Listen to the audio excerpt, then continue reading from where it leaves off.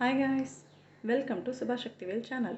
இன்னைக்கு நம்ம பார்க்க போகிறது பன்னீர் பட்டர் மசாலா. பன்னீர் பட்டர் மசாலா செய்கிறதுக்கு ஃபஸ்ட்டு அடுப்பை பற்ற வச்சு கடாய் வச்சுட்டு கடாய் காஞ்சதும்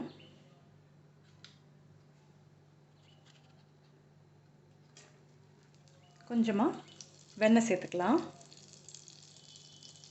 வெண்ணெய் உருகிருச்சு. இதில் ஒரு 4 கிராம்பு 2 ஏலக்காய் போட்டுடலாம்.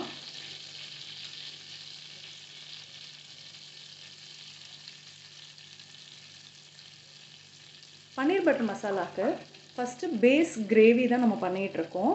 அந்த பேஸ் கிரேவிக்கு 4 கிராம்பு போட்டாச்சு, 2 ஏலக்காய் போட்டாச்சு.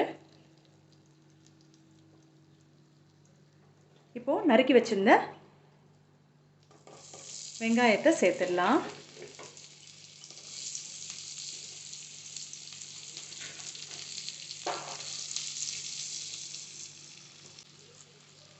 கொஞ்சமாக இஞ்சி சேர்த்துடலாம். 15 பல்லு பூண்டு சேர்த்துடலாம். சேர்த்துட்டு நல்லா வதக்கி விட்டுடலாம். இப்போ இதில் நம்ம நறுக்கி வச்சிருந்த தக்காளியை சேர்த்துக்கலாம்.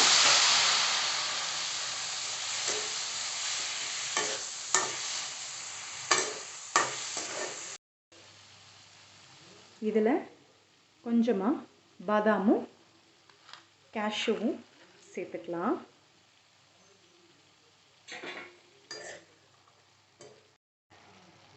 தக்காளி கொஞ்சம் நல்லா சாஃப்ட் ஆகிறதுக்கு கொஞ்சமாக உப்பு சேர்த்துக்கலாம். உப்பு சேர்த்து கலந்து விட்டுட்டு மூடி வச்சு வேக வைக்கலாம்.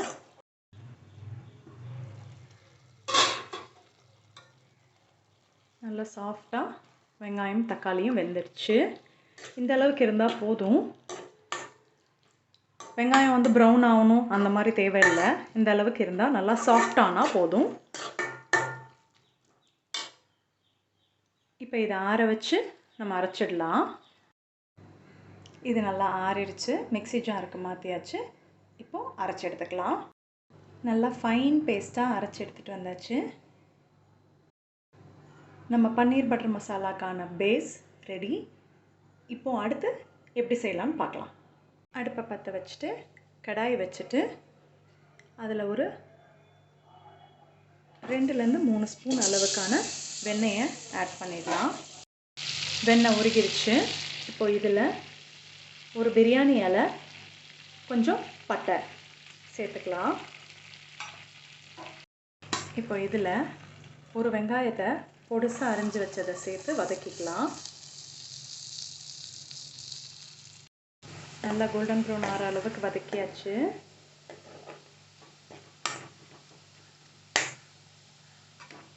இப்போ இதில் கொஞ்சமாக மஞ்சத்தூள், 1.5 ஸ்பூன் அளவுக்கு மிளகாத்தூள், காஷ்மீரி மிளகாத்தூள் எடுத்திருக்கேன், கொஞ்சம் நல்லா கலர்ஃபுல்லாக இருக்கும். 1 ஸ்பூன் அளவுக்கு கரம் மசாலா,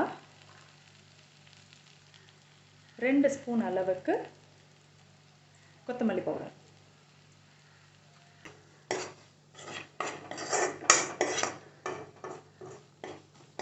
எடுத்து வச்சிருந்த அந்த பேஸ்ட்டை ஆட் பண்ணிக்கலாம்.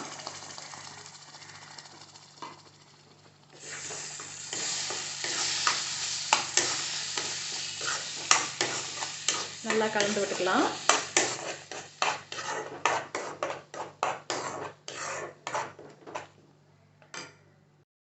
இப்போ இதில் கொஞ்சமாக 1 ஸ்பூன் அளவுக்கு சுகர் சேர்த்துடலாம். ஏன்னா நம்ம தக்காளி கொஞ்சம் நிறையா சேர்த்துருக்கோன்றதுனால தக்காளியோட புளிப்பை பேலன்ஸ் பண்ணுறதுக்காக கொஞ்சமாக சுகர் சேர்த்துருக்கேன். இந்த கிரேவிக்கு தேவையான அளவு உப்பு சேர்த்துடலாம்.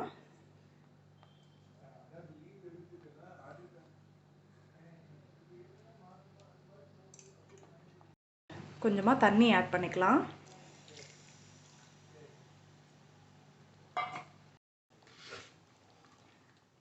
இப்போ இதில் பன்னீர் ஆட் பண்ணிடலாம்.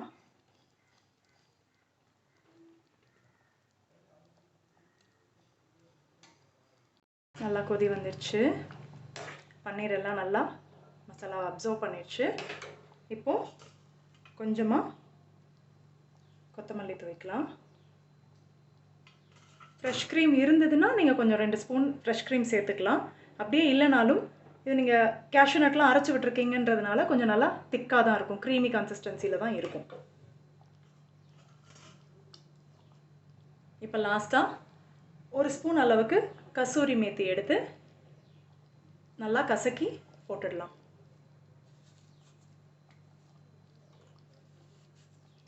நல்லா கசக்கிட்டு தூவி விட்டுடலாம்.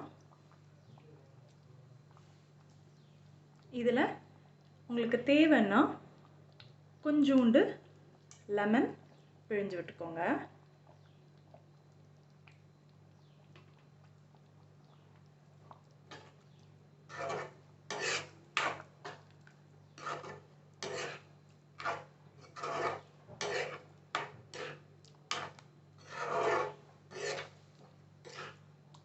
சூப்பரான க்ரீமியான ரெஸ்டாரண்ட் ஸ்டைல் பன்னீர் பட்டர் மசாலா ரெடி.